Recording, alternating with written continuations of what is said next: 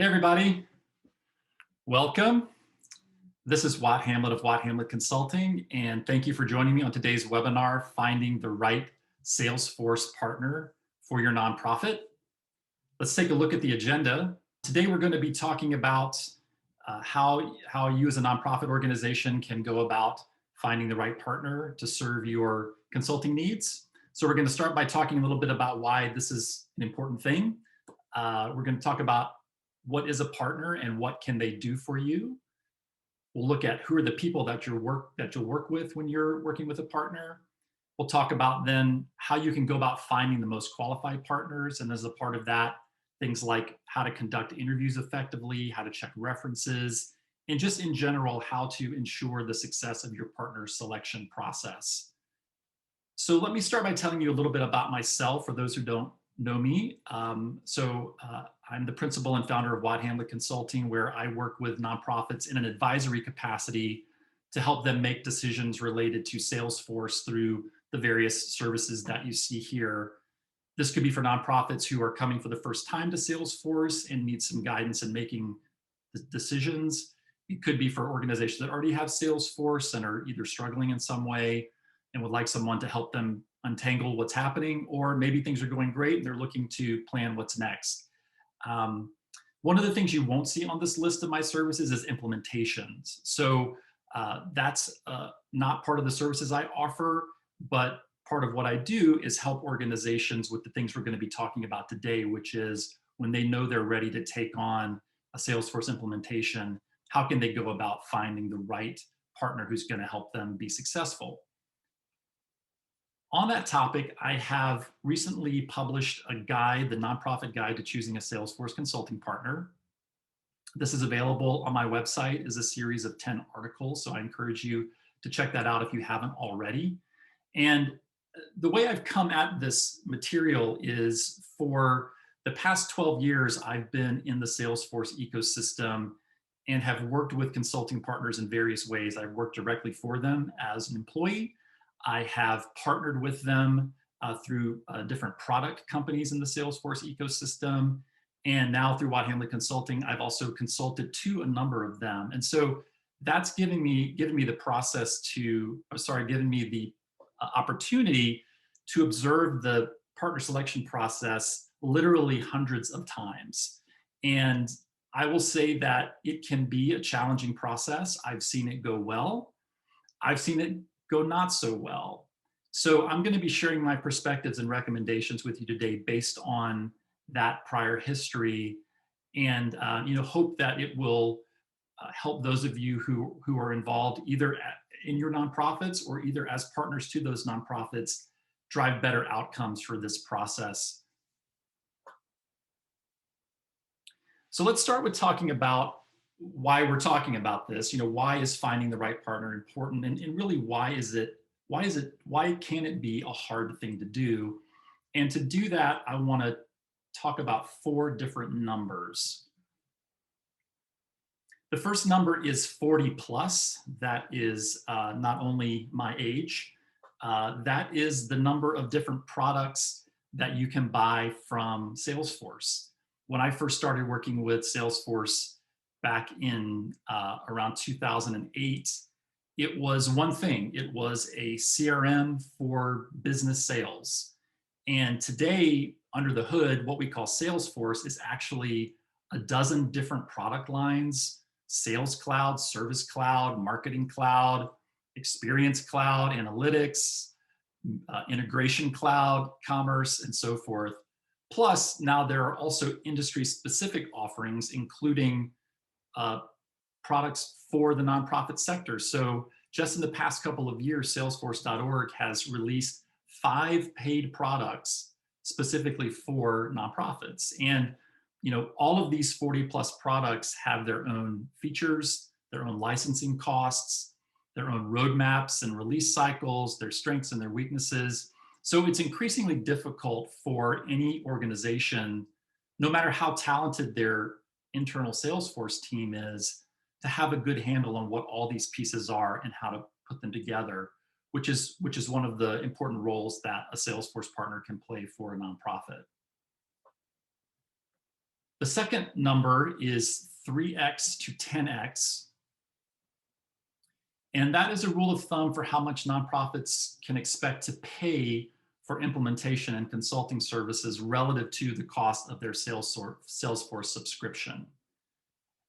So if you're a nonprofit who's adopting Salesforce, what you end up paying a consulting partner could be the biggest part of what you actually spend on Salesforce. And even if you're an organization who can just get by with the 10 free licenses, the value of those is $4,320. So you can expect to pay maybe nothing for your licenses, but you may pay anywhere from $12,000 to $43,000 or more for consulting services. So this is a big part of how you will be investing in Salesforce is through your partner services, and is one of the reasons that it's important to do your due diligence in this process and to get it right. The third number is 102%. And this is how much the number of partners in the Salesforce.org partner program grew from 2017 to 2020. So essentially in 4 years, the number of partners doubled. Now, that's great news because it gives you more options to choose from if you're a nonprofit. But the bad news there is that there's a lot more to choose from among. And so the process can be a little bit more burdensome than it was at one point in time. And then the final number, less than 1. So this is the average number of times people working for nonprofits who are tasked with finding and hiring a Salesforce partner have done it before. Now, you see my asterisk there. I actually just made this number up. I have no idea what that number actually is. But based on my experience, most people to whom this task falls to have rarely done it before. And even if they have done it before, they haven't usually done it enough times to be really good at it. So just to recap, selecting a Salesforce implementation partner involves someone who's probably never done it before, choosing from a very large number of firms to select just one company to whom they will pay a large sum of money for something that truthfully has a reasonable chance of failure if you've seen the statistics on the success of CRM projects. So what could go wrong, right?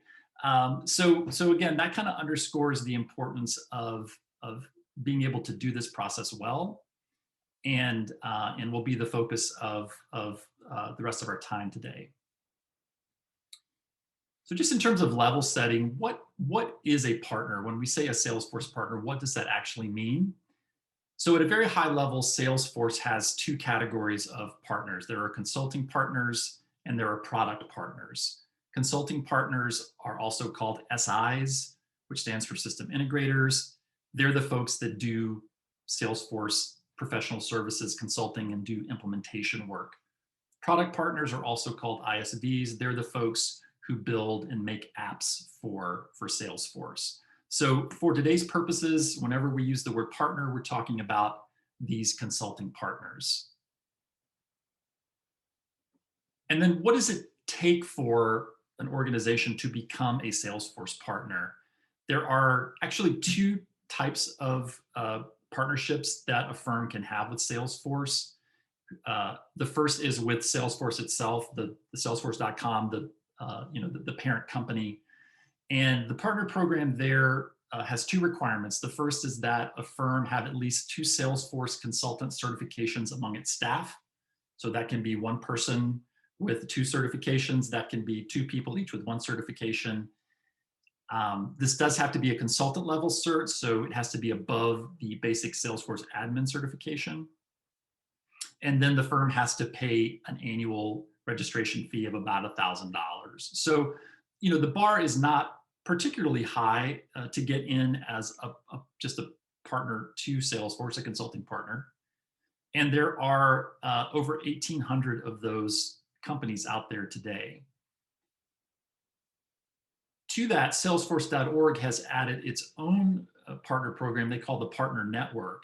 And that adds an additional set of criteria for any organizations, firms that want to serve the nonprofit or education sector. So there, the firms have to have at least one nonprofit cloud or education cloud consultant certification. They have to have completed at least 2 Salesforce projects in the nonprofit or higher ed sectors in the prior 18 months. They have to maintain a minimum client satisfaction score on the App Exchange of 4 out of 5. And then they have to pay an additional Salesforce partner registration fee. Now, you can hire anybody you want to implement Salesforce for you. You can have volunteers do it. You can have your staff do it.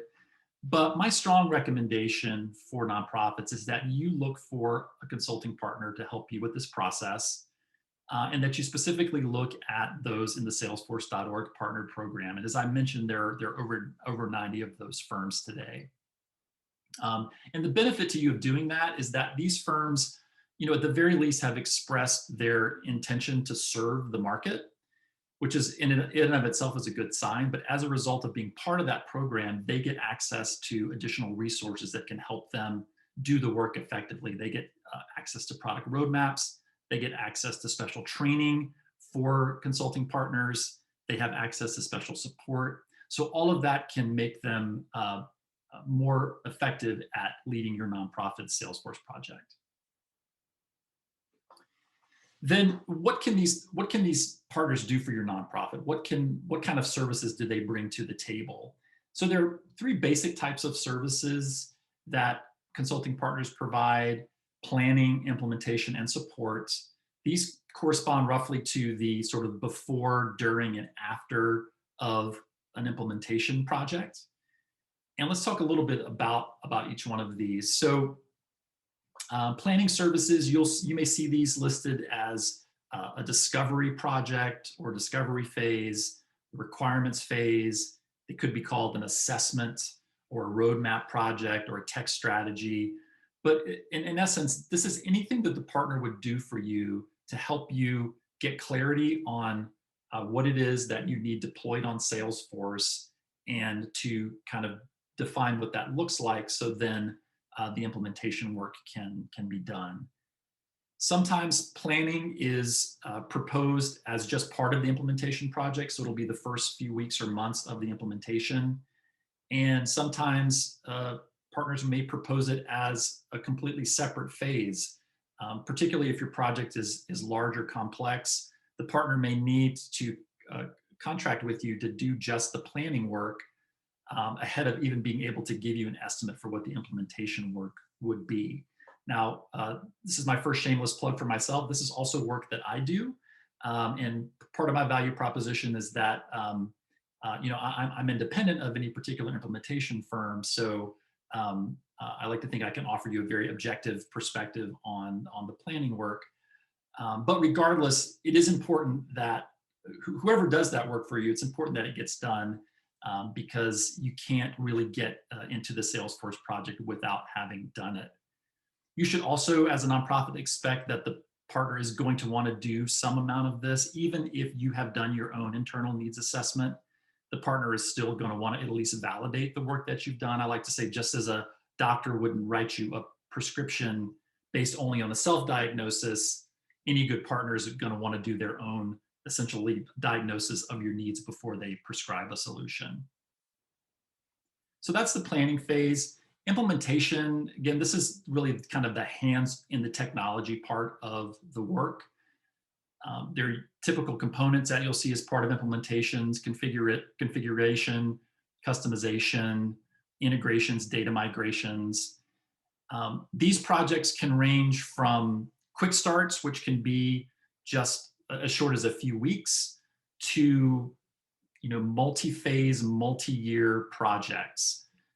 And the price tags kind of correspond to that. A quick start could be a few $1,000s, whereas a multi-phase implementation could run you 6 or 7 figures, into the millions of dollars. So it really depends on what you're going to be using Salesforce for as to what the size and the cost of the implementation will be. Partners will have a particular implementation methodology that they will use. The most common types are waterfall, agile, and then a hybrid waterfall, agile. There are pros and cons to all of those approaches. You will just want to understand from your partner which methodology they're proposing to make sure that it aligns with your expectations and how you'd like to proceed with the project.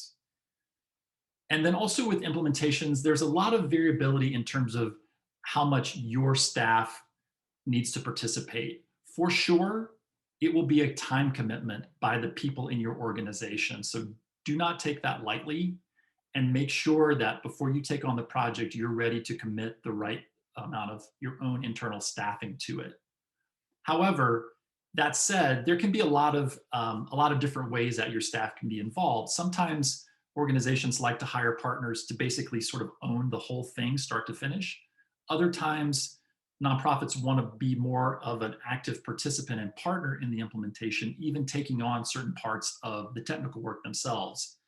Depending on the internal capacity of the organization, they may choose to own things um, like system integrations or data migrations or even testing or training activities. So before you sign a contract with a partner for an implementation, just be sure you're very clear and comfortable on the things that they're taking on and owning and the things that they're expecting for you and your nonprofit to own. And then the final category of service here, support. Three flavors of this. One is post-deployment or post-go live support. Most partners will include this after an implementation for a set period of time, a few weeks or a few months. And this gives them a way to stay involved, to be to kind of be assured that any problems that come up immediately following the implementation can be resolved quickly so that your users can use the system and really get good adoption of the system. Beyond that, some partners offer ongoing technical support. So basically, they'll continue on for a longer period of time to provide that same level of technical support for any kinds of issues that come up that your users need help with, or your admins. And then the third category is managed services. So some partners will offer an option where basically they'll act as outsourced administrators of your Salesforce system. So they'll be responsible for the day-to-day management and maintenance, creating users, creating reports, handling Salesforce upgrades as they come along a few times a year, providing refresher training. And again, depending on the staffing of your organization, this could be a very good investment to help make sure that you're able to manage the system day to day and also continue to evolve it as your needs evolve. So I said there's three types of services. There's actually four. There's this catch-all of other. The longer Salesforce is around, the more products that Salesforce offers, the greater variability of services in support of Salesforce. A big one that you'll see now is change management services, so helping your organization with the kind of the people side of technology change. UI, UX, so a number of Salesforce products now have more options when it comes to the user interface. Things like Marketing Cloud and Pardot, Experience Cloud, even just Lightning present more choices and options. So some partners have taken on that work through having their own user experience and user interface design services. The same with data analytics, as Salesforce has acquired Tableau and has evolved Einstein Analytics. There's more and more capability from a product perspective, and so you may need additional data analytics support from your partner. Business process advisory, so certain partners have expertise in certain nonprofit domains. So in addition to implementing the technology, they can also help you with your business process being more effective as fundraisers or as a human services organization. So bottom line there, when you go to engage a partner, you just want to be aware of what your needs are and then know which services that they offer that you're planning to avail yourself of. And then our last topic here by way of intro is who are the people that you're going to work with at a partner. And there are potentially a lot of roles that you'll encounter. The bigger the firm, the more roles there tend to be. In smaller firms, often all of these hats will be worn by just a couple of people. I think probably the biggest thing to be aware of at a high level is just that Many firms make a distinction between sales or pre-sales roles and implementation roles. So you just want to be clear when you start to engage with a partner, if you're engaging with somebody who's only involved in a sales capacity, who will essentially kind of go away once the actual technical work begins, or whether the person you're talking to will continue to be with you and actively engage through the life of the project. Some partners are actually better at selling than they are delivering. Some are better at delivering than they are at selling. So you just want to be sure that before it's all said and done, you've had a chance to at least meet the folks who will be part of your project, because that, in my experience, is the single most important factor to their effectiveness, is the actual individuals who get assigned. So at the very least, be sure you're meeting those folks before making a partner decision. And then in terms of the roles that you'll encounter during the implementation work, the list here is kind of organized from most senior to least senior. Most projects will have a mix of both junior and senior resources. This is in your interest because each of these roles corresponds to a particular billable rate. And so it's great to have senior folks involved for more advanced tasks like solution design or technology strategy. But then when it comes to more of the point and click configuration work, that's where it's good to see some more junior resources on the project, because that can help bring the cost of your project down. Okay, so we've talked about why it's important to do your due diligence in finding a partner, and a little bit about who partners are and what they do for you. Now let's talk about how to actually find a partner. And for that, I have created this 5-step process, and I have made the names of each phase rhyme to help me remember it. So it's prepare, share, compare, pair, and declare. And I'm not going to go through all of this in depth today, but really just want to give you a sense of kind of the overall gist of the pieces of the process. And especially want to emphasize the fact that these first 3 phases, prepare, share, and compare, these can be iterative. So as you go along and are getting clear about your needs and communicating them to partners and getting feedback from them, you'll want to give yourself the opportunity to pause and decide if you're ready to move forward, if you feel like you've got enough good options in front of you, or if you need to step back, maybe get more clarity on your needs, maybe adjust your expectations in terms of budget or timeline, or maybe go back and try to find partners who are a better fit. So for that reason, another one of my big recommendations is give yourself as much time as possible to get through this process. You know, it's hard enough as it is, but when you feel like the clock is ticking and you're staring down a deadline, it just adds more stress to it. So please, you know, if you're anticipating a Salesforce project in the future, build in enough time to do this process well, and you'll enjoy it more. The partners you work with will enjoy it more, and again, you're setting yourself up for more success by doing that. So let's start in the prepare phase, and the most critical first step here is for you to take the time to identify the needs that your organization has that's leading you to search for a Salesforce partner. And there are basically 4 categories of questions that you'll want to be able to answer before you go out and start engaging partners. Who are you? So just the basics of your organization, your mission, how big you are, how you're structured from a staff perspective and a systems perspective. Where are you now? This is about your current situation, your needs, your challenges, your pain points, the things you're looking for a partner to help you solve. Relative to that, what systems are you currently using? How long have you been using them? Which systems are working well, which systems are not working well? If you're already using Salesforce, what is it that you're using from Salesforce? Which organizational functions is Salesforce supporting? How are you staffed around these systems and processes? And then any other situational factors that your partner should be made aware of. If you've had recent or pending staff changes, if there's been a change in organizational strategy or leadership or funding, anything that may affect your ability to actually uh, be successful in a Salesforce project. The third area of questions is, where are you planning to go? So what is it that you're hoping to accomplish on Salesforce? What does an ideal future state look like to you? What are your success factors? How will you know if you have been successful? This will also include things like which systems you plan to replace. If you already know which Salesforce products you're planning to adopt, what are those?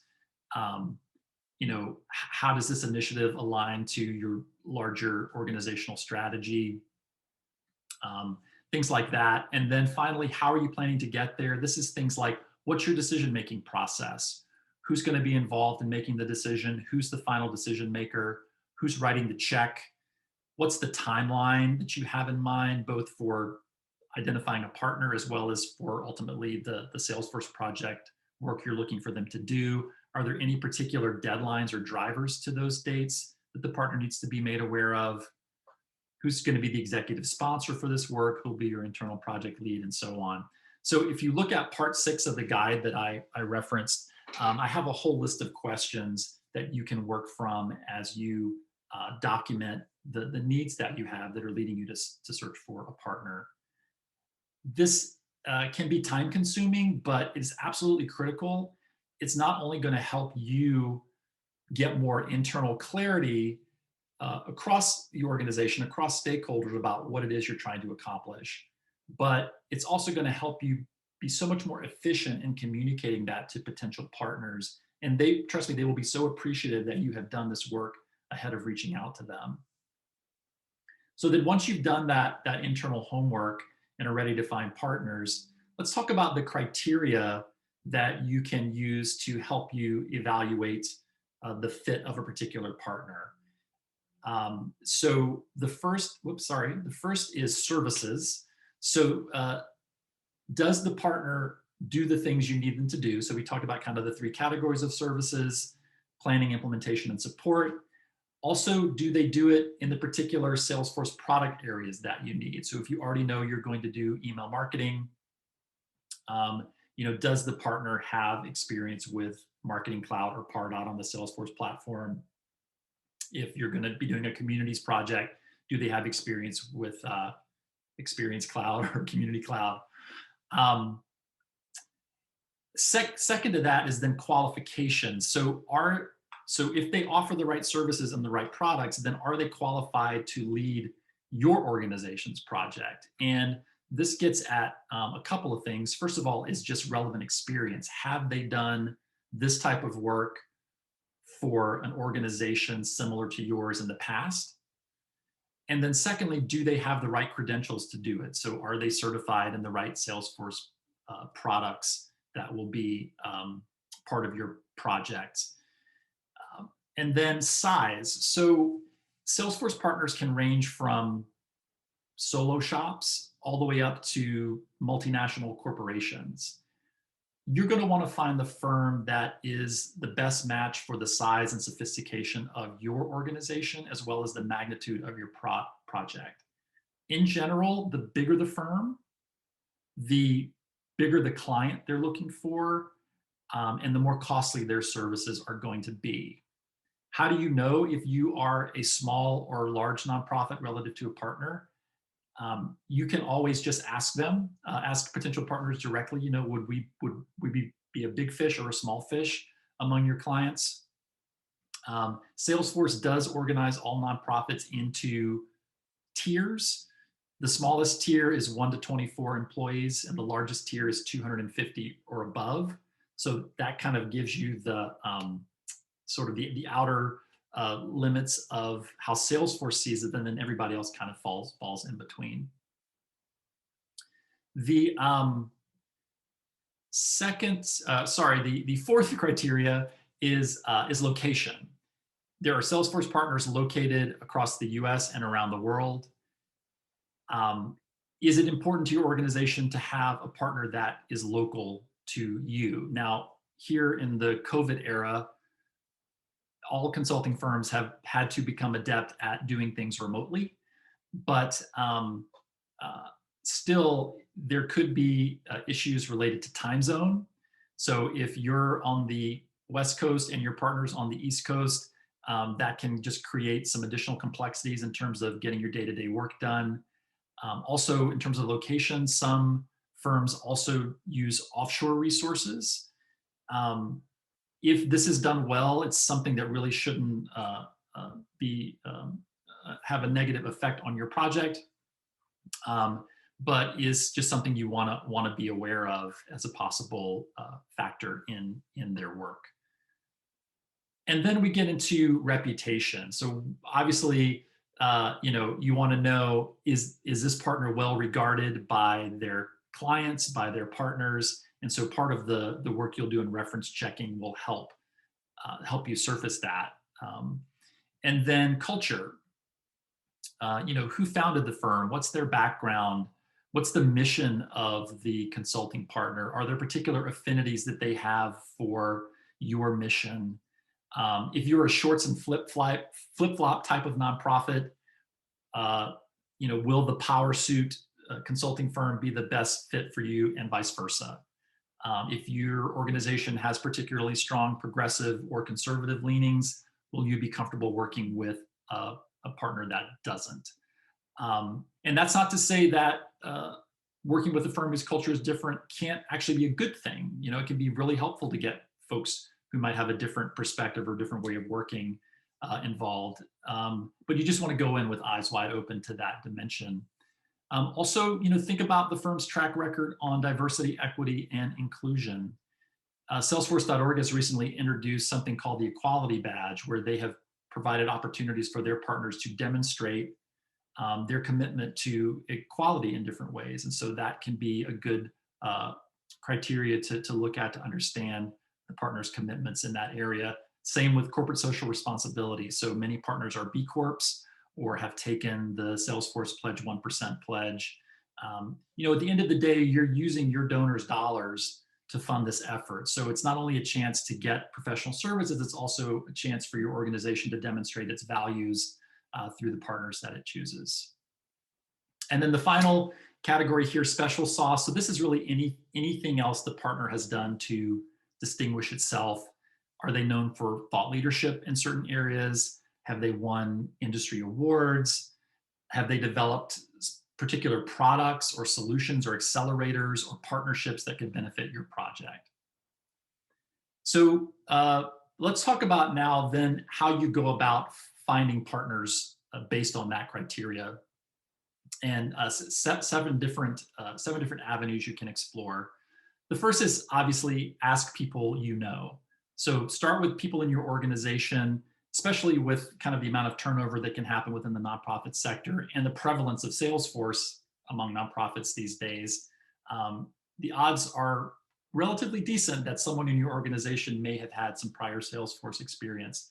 So check internally, talk to staff or former staff in peer organizations. Also, think about other consultants at your organization. So if your nonprofit is working with strategy consultants or fundraising consultants or marketing or IT consultants, often these consultants have worked with other nonprofits who've gone through Salesforce projects. So they can be a good source of pointing you in the direction of potential partners. Secondly is ask people that you don't know. So this is where online forums come in. LinkedIn and Facebook both have lots of groups related to Salesforce and nonprofits. You can use Salesforce's own resources like Trailblazer community groups or the Power of Us Hub. N10 and AFP have online forums for folks to discuss technology related questions. Then there are things like Progressive Exchange, other listservs, CIO listservs, fundraiser listservs, great places to reach out and ask for partner recommendations. And then one of these days, once we all start going back to in-person events, obviously those are great places to reach out and get connected with others who may have gone through these projects. When you find those people, what should you ask them? This is my suggestion for the types of questions that will help you uncover whether a partner could be a good fit for you. So ask them things like which were the partners that they considered and why, and then which one did they end up choosing and why, the type of work the partner did, what the project cost, would you gladly hire them again, who were the standout people on your project. Also, what do you know now that you wish you knew before hiring your partner? That can be a good way to have people kind of go back and get in that mindset of like, oh yeah, I wish we had known this one thing that we only learned later. And then just any general advice they may have for you. So where else can you go to find prospective partners for your nonprofit? You can ask your Salesforce account executive. Pretty much every nonprofit in the US has an AE assigned. If you don't know who yours is, you can reach out to Salesforce and ask. AEs are assigned to nonprofits based upon organization size. So any partners your AE may have worked with are likely to have also worked with similar sized organizations. There are three caveats when it comes to talking to a Salesforce AE. The first one, and this is a little counterintuitive, but they actually have somewhat limited experience. If you think about there being, now 90 different potential partner organizations just in the Salesforce.org program, any given AE is only going to have worked with a handful of those. So yes, ask them their opinion, but don't let that be the place that you stop in your research. The second I call conflict of interest. That might be too strong a word, but um, you know, Salesforce AEs have quotas to meet, and so quite often they'll be drawn to the partners who are most aligned to going along with whatever the AE is recommending to the client. I personally think that partners are in a better position to recommend solutions to you often than your account executive is. So this is just something that you, as a savvy buyer, you want to be aware of. And then finally, once you reach out to the AE, you might start getting some pressure from them to make a purchase decision. That's just how sales works. That's okay. But if you're not yet ready to make a decision, you can just politely let them know that once you've selected your partner and had the chance to have them weigh in on your solution needs, then you'll be ready to talk to your account executive about product purchase. Okay, a few other sources for finding partners. So we've been talking about the Salesforce.org partner program. If you go to Salesforce.org, click on Nonprofit Cloud or Education Cloud, there's a Find a Consulting Partner section. That's going to give you the full list of all of those partners. They are organized by tiers. These tiers correspond to the number of tears that you're going to cry when you get the bill from the partner. That is a joke. But just know the higher levels of tiers do represent larger numbers of certified nonprofit or education cloud consultants and more demonstrated nonprofit or education projects that have been completed. So the partners in the higher tiers have met more stringent criteria. Salesforce App Exchange. So this is Salesforce's official directory of all of its consulting partners. So all 1,800 plus of them are out there on the App Exchange. This is really the one source where you can get objectively verified information about partners. So things like the number of certified consultants a firm has, the specific certifications they hold, the number of projects they have completed in a particular Salesforce product area. All that is verified by Salesforce on the App Exchange. So that can be a great place to do some apples to apples comparisons. There's a great how-to trailhead on the topic of using the App Exchange for partners. And then I'll also put in a plug for a webinar that I did on this very topic, which you can find on YouTube on the Watt Hamlet Consulting YouTube channel. There are also public review sites out there. G2 and Clutch are two of the bigger ones where customers will review professional services partners, and Salesforce partners are no exception. Just know that there are some pay-to-play options on there. So you just want to kind of be aware that partner placement on those sites can be driven by, by marketing spend. And then I also like to look at things like Glassdoor or Indeed that give you some insight into the employee experience of working for these partners. which can give you some insight into firm leadership and just generally organizational culture.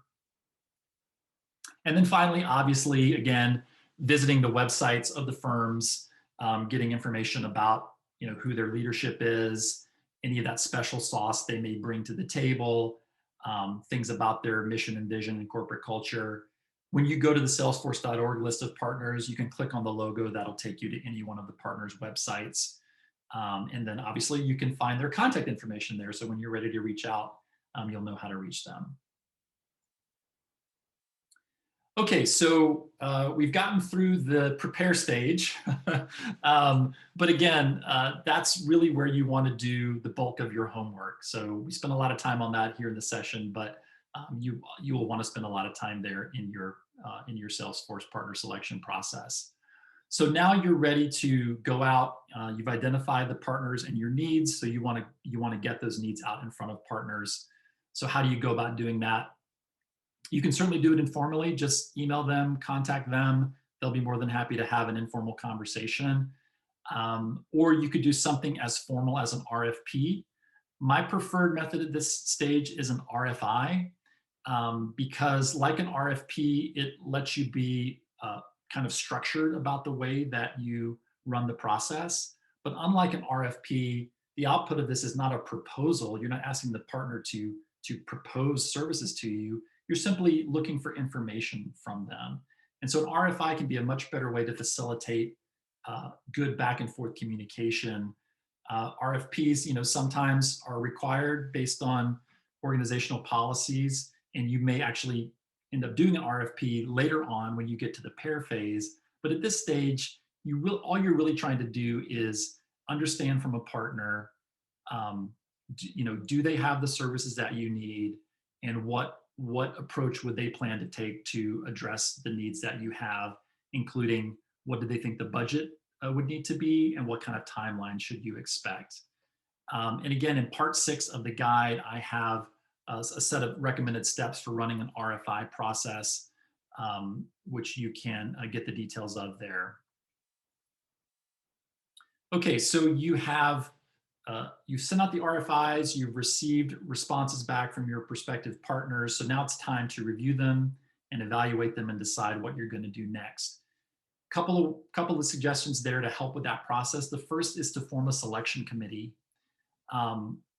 This should be a group of people who are stakeholders in various ways of your Salesforce project.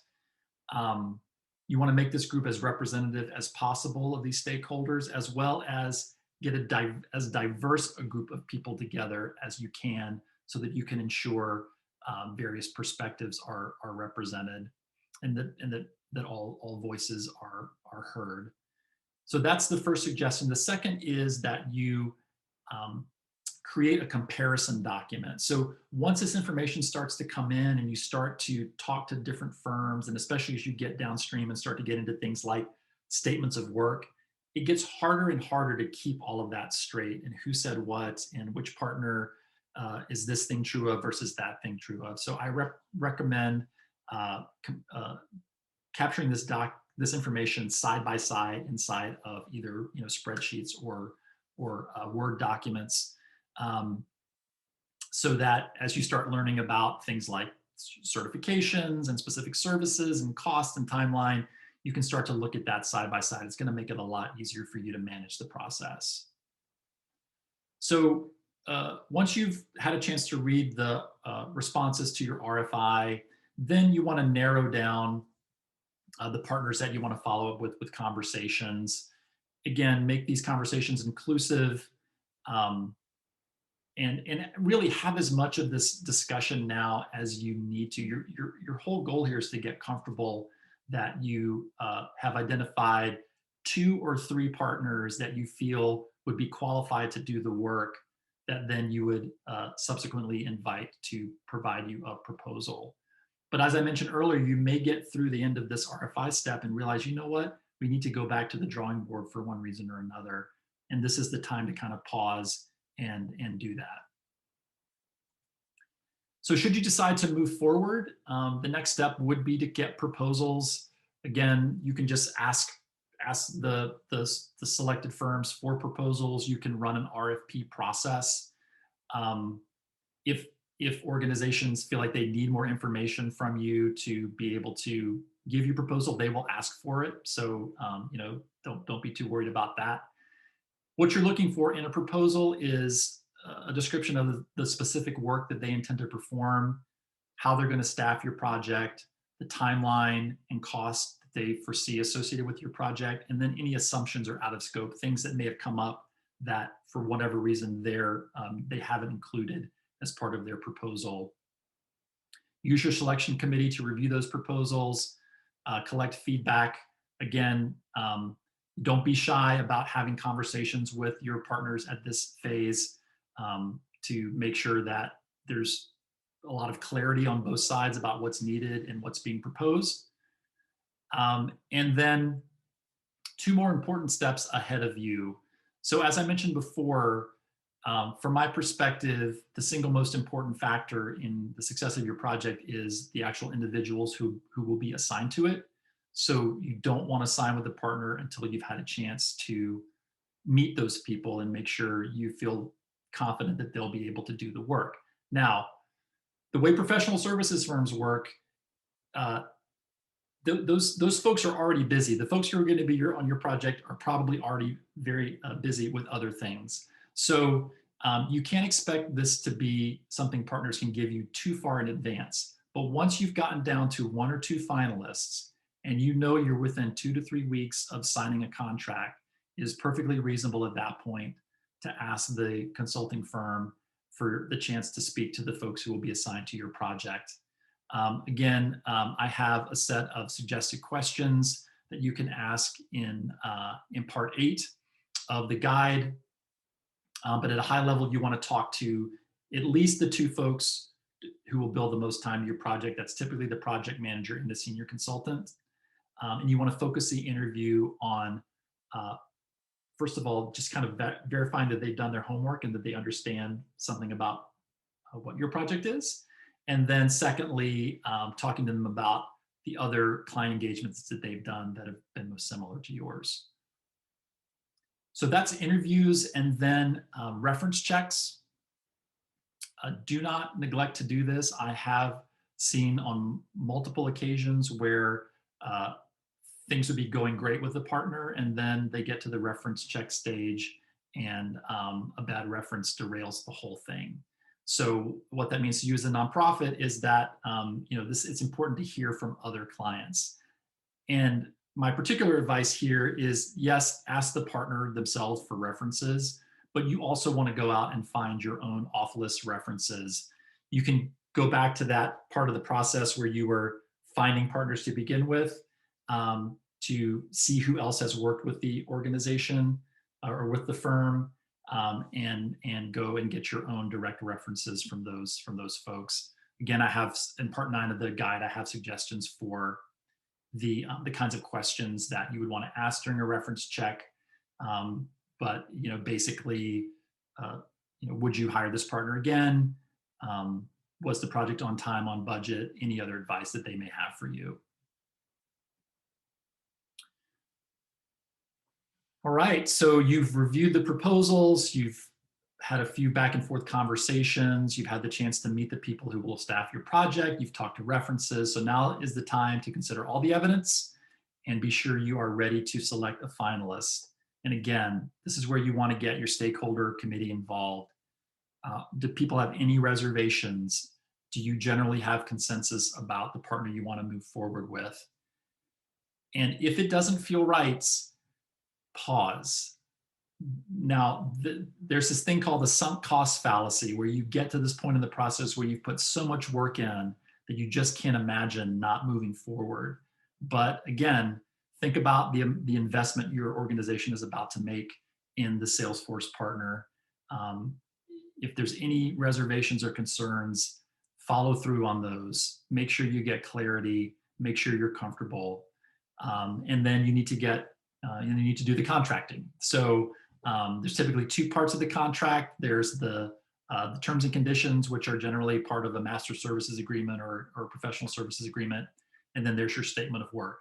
And again, with that statement of work, You want to verify that it clearly defines everything the partner is planning to do, the timeline, the resources, the cost and the payment terms, and then anything that's been deemed out of scope. Once you have contracted with your partner, that's the time to pop the champagne, to celebrate, and then please reach out to the partners you didn't end up selecting, give them the feedback. Um, you know, they exist, their firms exist to serve the nonprofit sector. And so the more guidance and feedback they can get about things that they could do better the next time around will just benefit other nonprofits downstream. All right, so that is our partner journey. We have a few minutes now for Q&A, so I would invite you to enter any questions that you have into the Zoom Q&A panel. And as you do that, I'm just going to cover off on a few top tips here just to re-emphasize a few things for your partner selection process. Start early. Give yourself plenty of time so that you can minimize stress and do the best job possible. Prepare thoroughly. So prepare to spend a lot of time preparing. Keep your senior folks involved. So we didn't talk a lot about this, but you want to make sure that at the end of the day, the people who have to sign off on this are aware of that and are in alignment, and that they're being kept apprised of the process as you go along. Take careful notes. Again, a side-by-side format I found works best to help you keep straight all the different things you're hearing from different partners. Be sure that you have the opportunity to interview the folks who will be staffing your project before you sign. Check relevant references. Do careful validation of the statement of work. Particularly there, what I recommend is that you always do a close reading between the statement of work and proposal to be sure that everything that you're expecting to see in the statement of work or everything that was proposed in the proposal is reflected in the statement of work. And then finally, be the partner that you want to have. At the end of the day, what you're buying from a Salesforce partner is people's time. And just like you, those people want to know that they're doing meaningful work and that they're doing good work. And so things like respect, trust, open communication go a long way. Don't resist the urge to keep them at arm's length and treat them like a vendor. Really invite them to be participants with your organization. They'll get more out of it and you'll get more out of it as well. All right. So we've had a couple of questions come in.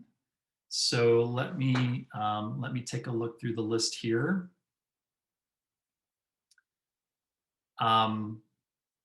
So there was a question around RFP process. I think I touched on that. So again, when you're early stage, I would avoid an RFP. But then once you get down to actually needing proposals from partners, I think an RFP is okay. It adds more work to the process. So if you don't have to do it that way, don't feel like you should.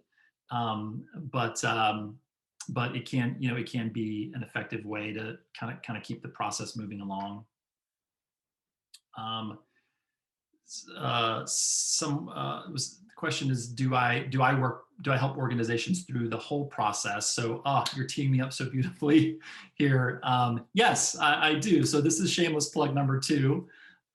So this is a work that I will do for my clients.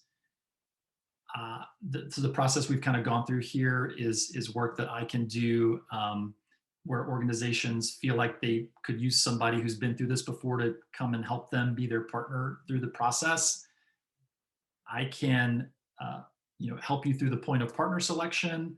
Also, I do work with organizations who, again, want somebody who has a little bit more experience both with Salesforce and going through implementations to kind of be in their corner as they go through the implementation work, just to kind of validate the things that are being done by the partner and be sure that things are being kept on track. So I'm happy to work with nonprofits as an advisor in any of those ways. And then another question here, what do you suggest um, about the initial discovery phase? Okay, yeah. So I think the idea. So we talked about the three types of services: planning, implementation, and support. What if you engage with a consultant, a firm on the planning phase, and kind of get the outcomes you need there, but then decide, gosh, we're not sure they're actually going to be the right partner to work with us in the implementation. And that does happen, and that's actually one of the reasons it can be in your interest to work with um, a partner just on a planning phase ahead of implementation. If you contract for the whole thing, you may get through planning only to realize, gosh, I'm not sure this relationship is working, that we want to work with this firm all the way through implementation. Or the planning may reveal that there's actually more to this project than you thought, and the partner you've selected isn't really the most qualified to now do the resulting implementation work. So if you have contracted for planning separately, then yes, that can be, I mean, it's not ideal, but you certainly can at that point decide to choose a different partner for the implementation work. Okay, well, that puts us at time. Thank you so much, everybody, for making the time for this today. I hope that this has been helpful. My contact information is here on the screen. So if I can be of any service to you, or if you have any additional questions after our meeting here today, please feel free to reach out. Thank you so much, and everybody have a great rest of your day.